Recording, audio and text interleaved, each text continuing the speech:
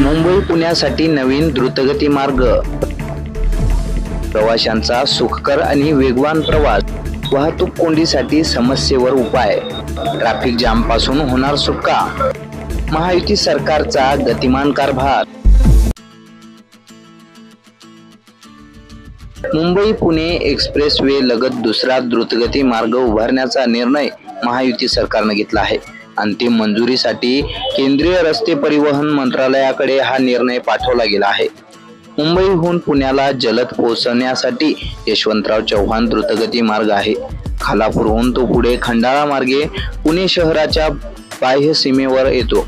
मात्र आता लवकरच या महामार्गाच्या जवळ दुसरा द्रुतगती महामार्ग उभारला जाणार आहे। यामुळे वाहतूक कोंडी समस्या सुटणार आहे। यामुळे पुणे ते मुंबई केवळ 2 तासात प्रवास करता येणार आहे।